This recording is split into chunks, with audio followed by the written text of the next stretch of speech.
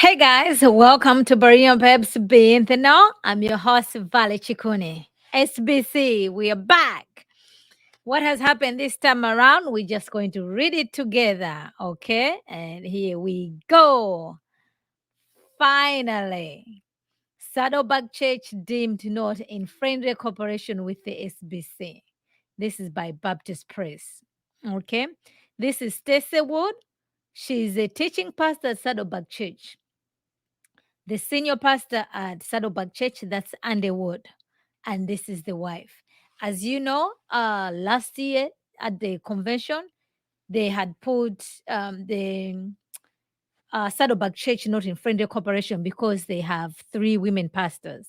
So the executive committee have come up and said this. Let's read it.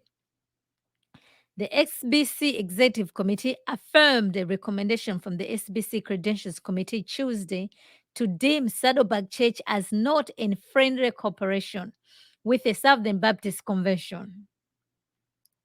The move comes less than a year after founding pastor Rick Warren left the helm of the church and was replaced by Underwood and his wife Stacy.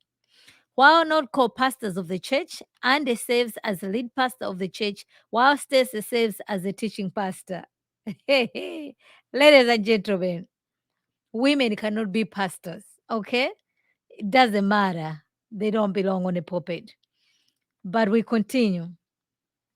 The Credentials Committee cited Stacy's role as a teaching pastor of the church as the reason for the removal of cooperation status due to the church's lack of faith and practice that closely aligns with the Baptist faith and message, which states in Article 4 that while both men and women are gifted for service in the church, the office of a pastor is limited to men as qualified by Scripture. The fact that we're even having this discussion is an embarrassment for the SBC convention, ladies and gentlemen. But I continue. In October 2022, Andy told Baptist Press that the two are not co-pastors, but rather have unique roles on staff.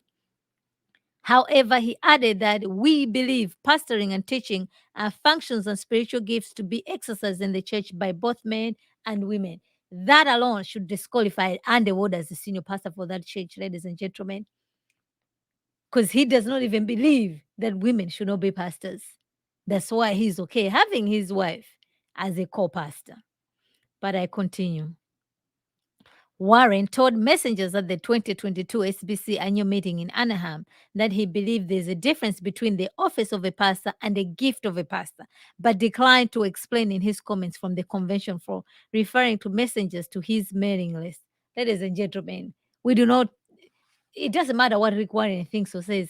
What does the scripture say? The scripture teaches the office of a pastor is only for men. There's no qualification of a woman pastor in the Bible, none whatsoever. I continue. In a statement released to the media, Executive Chairman Gerard Wellman said, and I quote, in its meeting today, the SBC Executive Committee determined 5 churches to be not in a friendly cooperation with the convention due to the churches continuing to have a female functioning in the office of a pastor.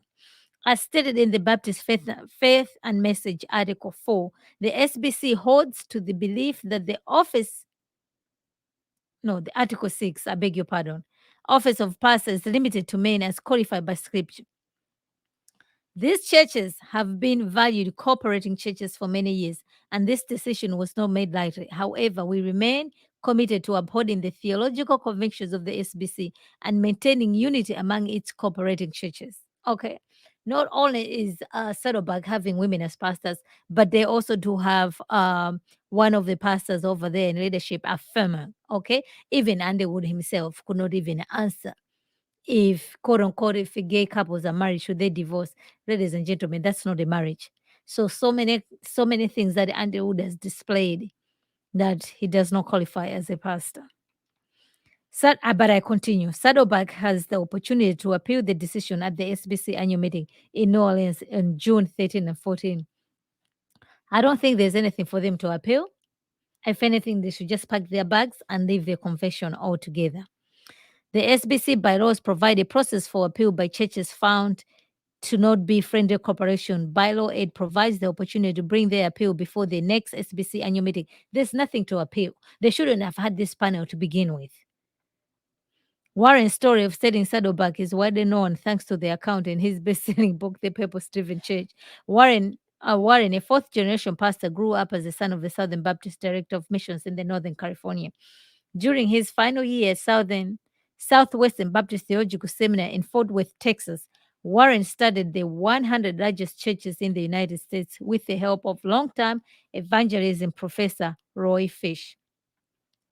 Through that research, Warren discovered that large, growing churches had long tenured pastors. He then committed to spending his life at a single location. After much prayer, God led him and his wife Kay to choose Orange County, California, the fastest growing county in the country during the 1970s, from among several locations in the western United States. The couple arrived in the community in January 1980 with little money, but a plan to start a new church in just a few months.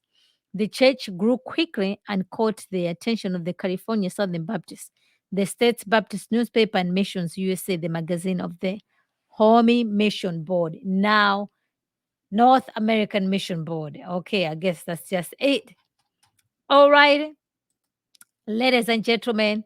So there was no need to have a panel to find out if they were in cooperation with the SBC, because they already have within the Southern Baptist Faith and Message that the office of the pastor is exclusive to men.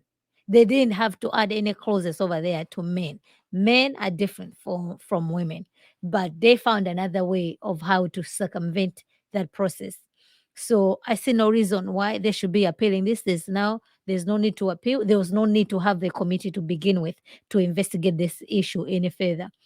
So we're going to see what's going to happen. Come June, we'll be here to give you everything that's going on at the SBC convention. Okay, we're actually going to stream the thing live.